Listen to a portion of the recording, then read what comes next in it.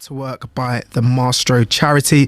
It was set up by Nigerian-born Mastroe to help the marginalised, less privileged and long-term unemployed. Both gentlemen are in the studio. Good evening, gentlemen. Good evening.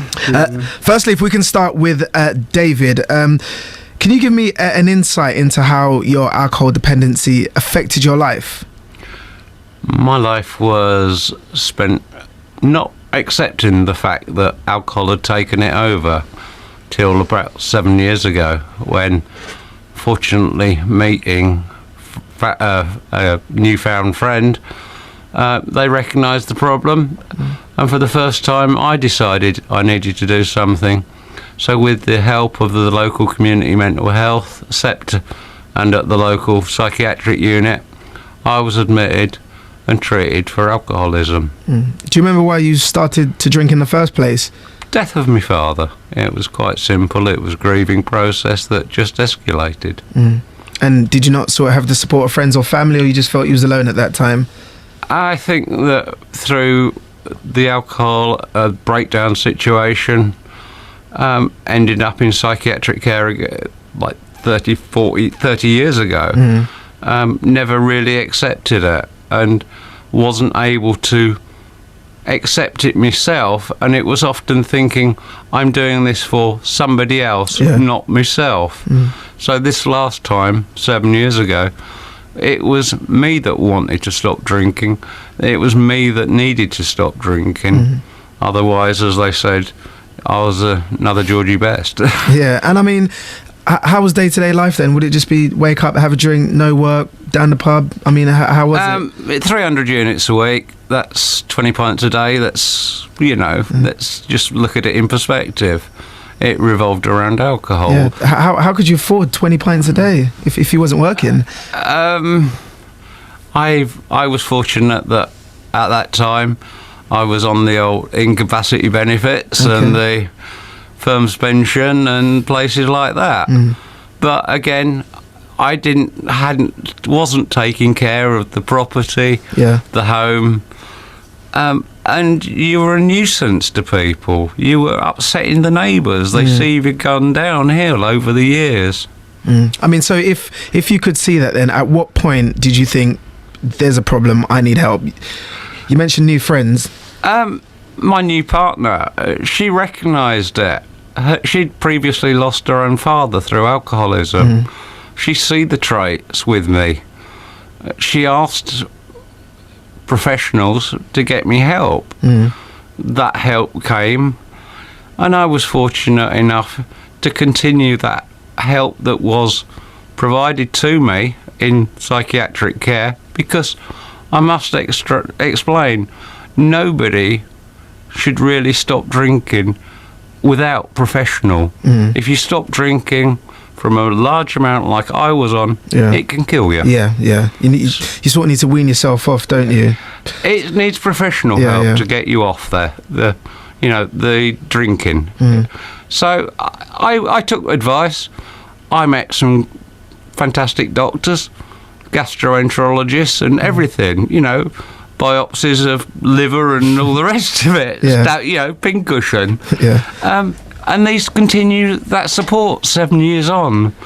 So I'm a Class A citizen now. And they're proud of you. I mean, we're going to speak to Mast in a second, but how did his charity help you? Like, specifically, just his charity? I've been out of work for 2 to 3 years. I lived in the village, found his organisation. I went along. He offered to let me to do the course, his training course. And by going along, it gave me confidence to get back in the workplace, interview techniques, to be able to get through an interview again. Because it's these things that you've missed out on, that you forget. I'm 50 years old. It's no longer, you're not 21. I mean, we'll catch up with you in a second, David. But Mast, welcome to the show. Also, thank you. I mean, you set up this charity, Mastroe, to help people like David, didn't you? Yes, exactly. I mean, so what exactly do you guys do then?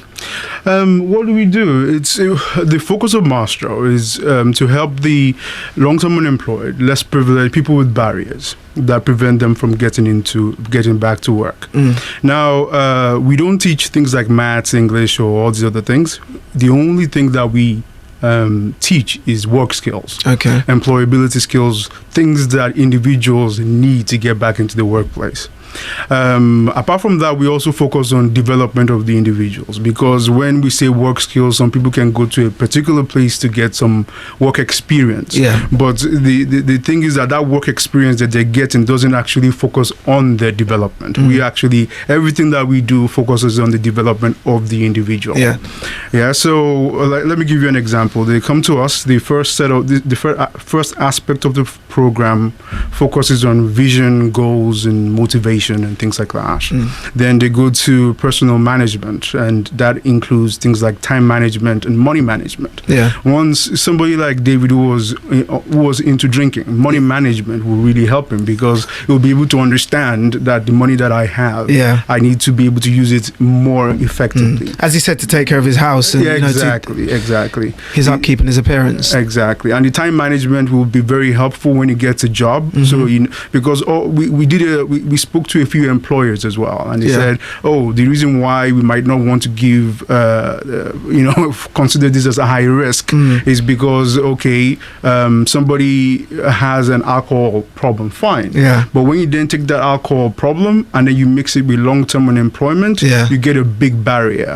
The employer is asking, why hasn't anybody else giving him a chance? And we're there to give them that chance. Very true. I mean, how do you teach someone to be on time for a job? Surely it starts at 8. Look at a watch, you'd be there at 8, right? It's easier said than done. I mean, the individuals that come to us, when they come in, the program started at a particular time. So we're already monitoring them. We're already monitoring them from the perspective of them arriving on time. The social enterprise that we have is like a workplace. So they're already learning how to communicate effectively in the workplace. They are learning how to shave out the dress, and the confidence building that comes with that. So there's a lot of things that a lot of advantages that we have, because it's a social enterprise environment that we've created. Now, I mean, you gave up your own career, didn't you, to set up this charity? I mean, so where does that want to help others come from? I mean, why? Well, I mean, this is about my personal. I have always been someone that gets the value for life out of seeing the impact that my own life or the activities that I engage with help other people. It's something that I have always had. And where does that come from? Maybe personal philosophy. I'm also a Christian. And I at the age of 14 thought of an idea that can really be very helpful to others. And growing up, just one day I just thought, this is unfair. You have this thing that that you've thought about that is able to help so many people. I needed to draw that line, and a few years ago I just decided to just stop working and handed in my resignation, and then we started the Mastroe charity, and it's had its challenges, but it's been great. It's been really great. Awesome. If we can bring David back in, I mean, you mentioned drinking like 20 pints a day. Have you done any sort of long-term damage to your health then? They say the liver has repaired itself. It's still sclerotic, but the body's working perfect. It's working with controlled medication. And I say I've got a consultant, Andy, at Bedford Hospital, and she still sees me every 6 months. Now that's that support. If you're getting that support, it helps you. You're saying, well, I've got to stop drinking because she'll smack me on the wrist, let's say. You know what I mean? So are you completely teetotal now? I'm teetotal. How difficult is it, when you're surrounded by adverts and pubs and anniversaries and birthdays and stuff, not to have a drink then? Well, you can see what we're sort of drinking, unfortunately. Energy drink. I think people respect you when they've seen you, sort of legless, and then you're going in and saying, no, I'll have a tonic water or soda and lime. People, I think, respect you more. So it's still hard. I still miss the Sunday lunches, go down the pub and come home for your Sunday dinner, and but I've had to change my life, and I think it's for the better. Yeah. Awesome. And after not working for so long, how was it? I mean, you've had a job, is it for 2 months now? You work at a supermarket. I mean, how did you find that? It was a challenge. I mean, last job, I was working for a mental health charity. But to go into a service provider industry that you are, I call it, part of a big chain, it's very difficult when you was working in a small office, doing the accounts, doing the whole running the project. So there's a dramatic change to my whole outlook, and through Mastroe, where I could be very outspoken, I've now found that they've told me that I've learnt to bite my tongue, which is, when you could be volatile because of being told by somebody that's a lot younger than you what to do. You have to bite your tongue sometimes. And Master, is this how you judge success then? So, this is exactly why you set up the charity. How do you judge, how successful you are and the job you're doing? I mean, the first thing is the individual himself. I mean, we see the transformation in them, even while they're on the program. We're constantly measuring.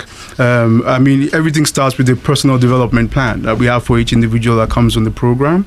And David was, perhaps because of his previous experiences before he lost his job, he was very good whilst on the program. So we had very high hopes for him. So how do we measure? We just have different things that they go through whilst on the program, on the Mastroe program, that we just used to measure it's like yardsticks that we put in place to measure advancement and change. Awesome. And just finally, and you're having an open day, how can people get involved and what will you be doing?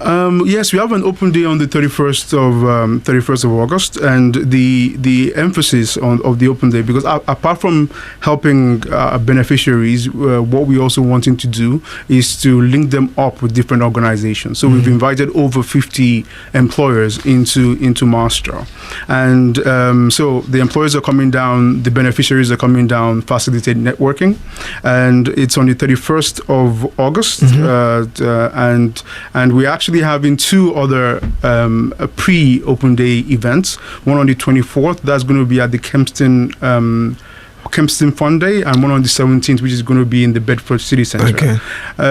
So what we're trying to do is that we're trying to get the community involved as well, because helping the less privileged shouldn't just be about one or two charities. It should be about the community coming together to help. And that's what it's all about. We have a few activities planned for today. For the day, it's going to be around fundraising, a few activities around photography and social enterprise, getting community involved in those kind of things. Awesome. And also, what I wanted to actually mention was just to say a big thank you to the the Big Lottery Fund Awards for All, because when we started this program, we were actually supposed to do it for a group of 30 individuals, but we got let down by some funders that were supposed to help, and then the Big Lottery Fund came in, and Big Lottery Fund plus some extra funds that we were able to get from our social enterprise. So a big thank you to the people that go on the social enterprise to buy things as well. Awesome. That's how we were able to come together, get the funds together to run this program. No worries. And a big thank you to Master and David for joining me today. Now, if you want more information about Mastroe charity, then just go to mastroe.org. Mastroe is spelled Mastroe. Thank you, gentlemen, for joining me.